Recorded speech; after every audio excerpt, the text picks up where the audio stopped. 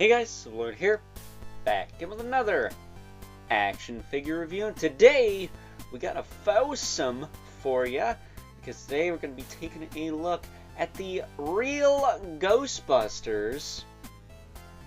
By the way, why are they called the real Ghostbusters? They're based off a freaking cartoon.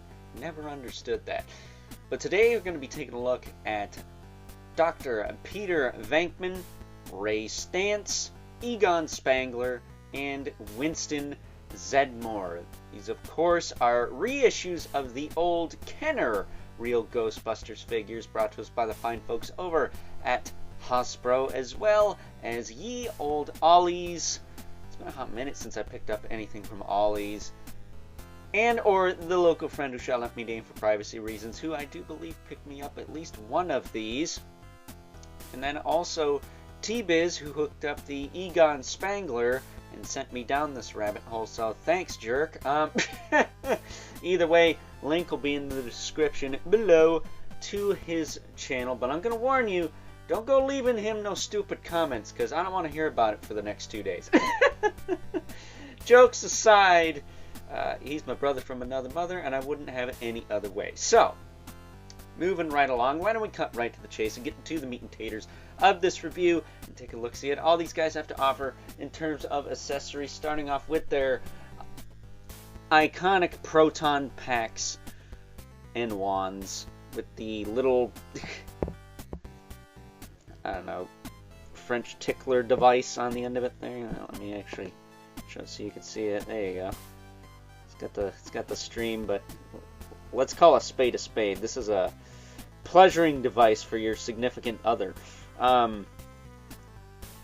But it does have a peg on the proton pack that will go in the figure's backs, and then the wand will slide over their arm. Kind of wish it had a handle on there. Kind of wish this piece came out. They'd be a lot easier to display if they could, but unfortunately it doesn't. They do have the ability to clip on to this little side piece here, which is pretty nifty. So I do like that. But again, you have this big thing sticking up, so it's not like you can have them with these proton packs on their backs and just kind of walking around. You can't take this out. Unless there's a way to do it, not mess it up, then yeah, that kind of sucks. But on top of that, we also get some little ghosties.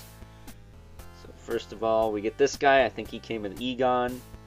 Could be like a little finger puppet, or fit over a figure's head if it's small enough. I thought I got it to fit over one of these guys' heads before, but I didn't have any luck with that, so I don't want to mess anything up. So I'll put him there.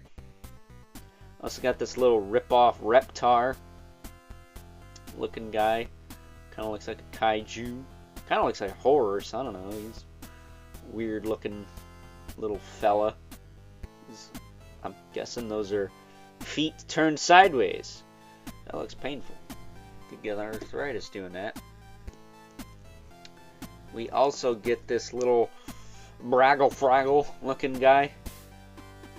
Looks like he's about to invade Billy and Mandy's picnic there. And last but not least, we got the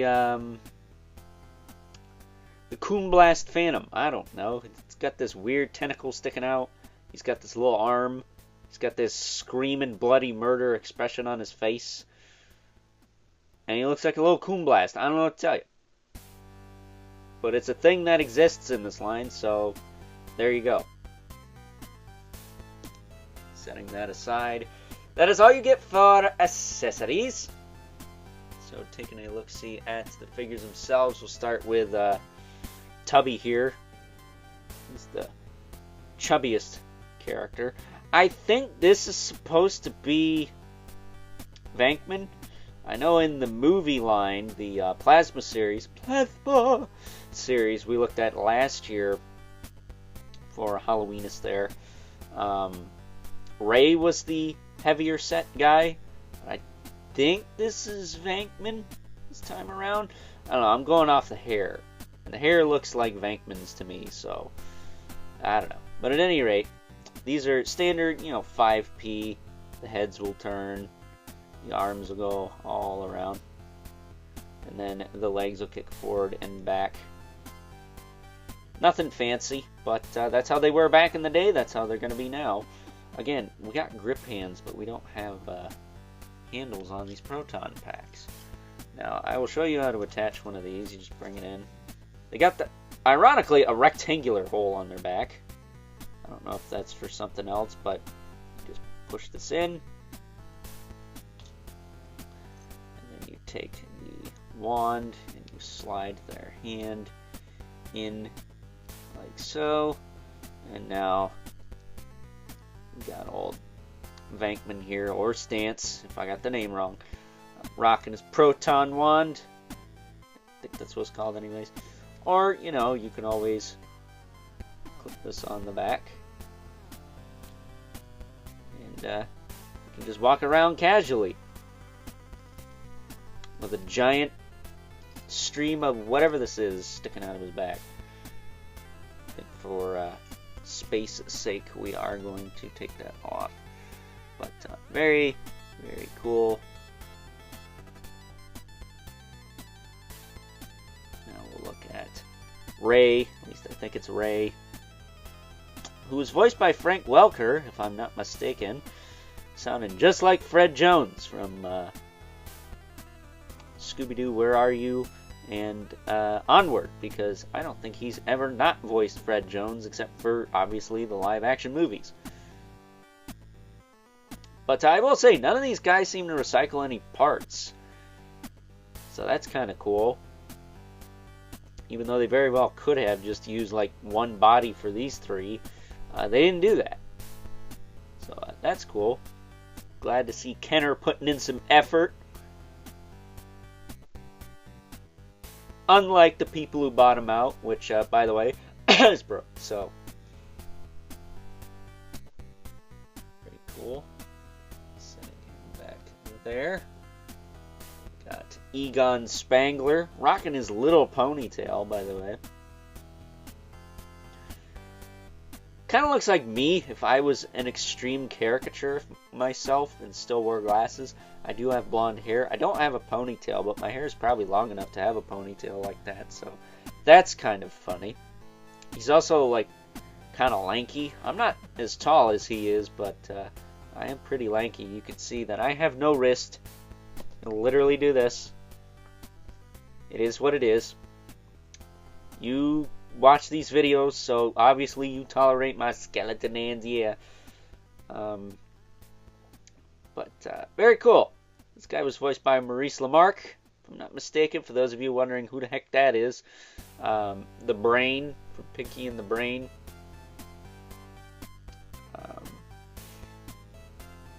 He was also the gold robot who's an actor on Futurama. It's not Adalon, but it's something. Calculon? Is that his name? That's his name, Calculon. But for me, he was Balto in the Balto sequels, Wolf Quest and Wings of Change, or as I like to call it, Wings of Shame. That movie sucked. But at any rate, put good old Egon back here.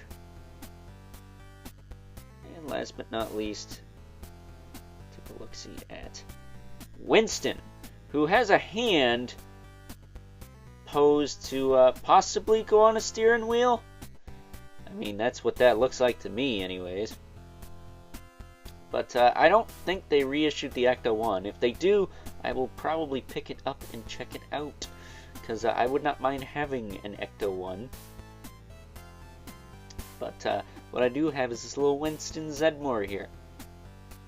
And like Egon and Ray, or Bankman, whichever,